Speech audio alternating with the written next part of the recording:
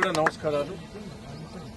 రేపు స్టేడియంలో ఒకటో తారీఖు నాడు తెలంగాణ ఉత్సవాలు జరుపుకుంటున్నాం. దాదాపు రాజకీయాలకు అతీతంగానే తెలంగాణ ప్రజలు, తెలంగాణ యువకులు, మహిళలు కూడా హాజరు కావాలి. మన వాస్తవాలు ఒప్పుకోవాలి. తెలంగాణ వచ్చిన తర్వాతనే తెలంగాణకు ఒక గుర్తింపు వచ్చింది, హైదరాబాద్ గుర్తింపు వచ్చింది. మన జిల్లాలు కూడా బాగుపడ్డాయి కేసీఆర్ గారి నాయకత్వంలో కూడా. సరే, మన రాజకీయాలు ఇక్కడ విమర్శించడం అనేది కాదు, కానీ తెలంగాణ వచ్చిన తర్వాతనే తెలంగాణకు గుర్తింపు వచ్చింది.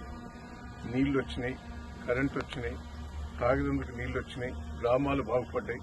తెలంగాణ వచ్చిన తర్వాతనే ఎన్నో సాధించుకున్నాం.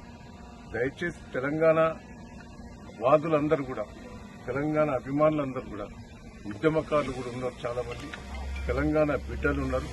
దయచేసి అందరూ కూడా 1వ తారీఖు నాడు మరి ఆ స్టేడియంలో హాజరు కావాల్సిందిగా ప్రతి ఒక్కరికి నేను విజ్ఞప్తి చేస్తున్నా. రాజకీయాలు పక్కకు పెట్టండి.